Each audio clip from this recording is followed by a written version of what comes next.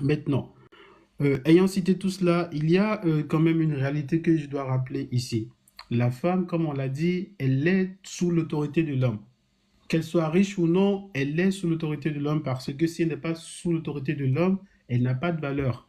Peut-être dans cette société, dans la société actuelle, les gens ils pensent que la femme a de la valeur donc en étant indépendante.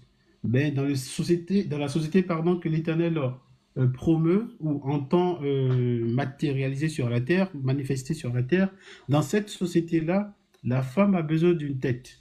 La femme a besoin d'un responsable sur elle. Je vais vous étonner parce que l'entité qu'on appelle Satan, elle a plusieurs noms, hein. C'est une entité qui a plusieurs noms. Satan, Gadriel, Gad, Azazel, peu importe. Donc, Kazakal, Ézéchiel chapitre 28 au verset 13 à 19. C'est l'Éternel qui parle, hein, et il parle bien de Satan. Tu étais en Éden, tu étais en Éden. Dans le jardin de Yahuwah, donc l'Éternel, tu étais recouvert de pierres très précieuses, de toutes sortes, rubis, topaz et diamants, chrysolite et onyx, jaspe, saphir, escarboucle, émeraude, tes tambourins, tes fifres étaient d'or ouvragé. Ils furent préparés le jour même où tu fus créé. Or, je t'avais placé avec un chérubin protecteur. Voilà.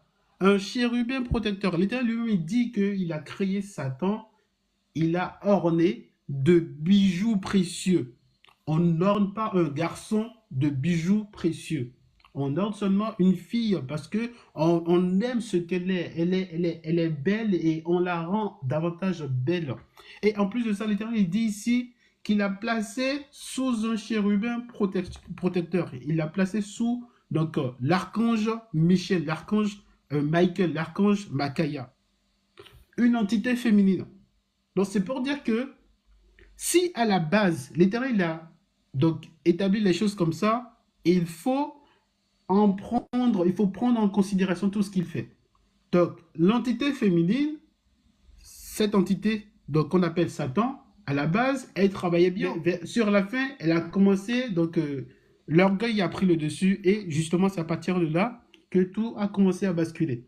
Donc là, elle déjà à la base, elle était sous un protecteur, sous un archange protecteur. Donc c'est pour dire que faut pas répéter les mêmes erreurs. Pour les femmes placées sous les responsabilités ou sous la responsabilité d'un chef, d'une tête couronnée, n'imitez pas Achatan. Il ne faut pas imiter Satan. Satan a manqué de pudeur, une entité féminine connue aujourd'hui sous plusieurs identités ou appellations. Elle s'appelle Satan, elle s'appelle Isis, elle s'appelle Azazel, ainsi de suite, ainsi de suite. Donc si à la base, l'Éternel vous a donné un mari ou un responsable spirituel, un chef spirituel, je parle bien des femmes, faut rester, faut pas manquer de pudeur pour être détourné. C'est très important. Donc, pourquoi je donne cet exemple-là? Parce que c'est très important pour que les femmes comprennent que l'Éternel ne fait rien au hasard. S'il a placé la femme sous l'autorité de l'homme, c'est parce que justement, la femme a besoin d'une autorité. On a vu dans le cas de Satan, Satan, l'entité féminine, finalement, au final, ben, elle vit déjà donc, les châtiments de l'Éternel, mais ça sera davantage le châtiment de l'Éternel à la fin donc, de son règne. Ok? Donc c'est très important de comprendre donc, cette réalité-là. Donc les femmes devraient faire attention. On a déjà établi tout à l'heure, on a déjà démontré que la femme a besoin d'une autorité. L'autorité placée sur elle, c'est donc à partir donc, de son enfance, c'est son père. Ensuite, soit c'est un frère, soit un oncle, et elle va évoluer avec l'autorité donc de son mari.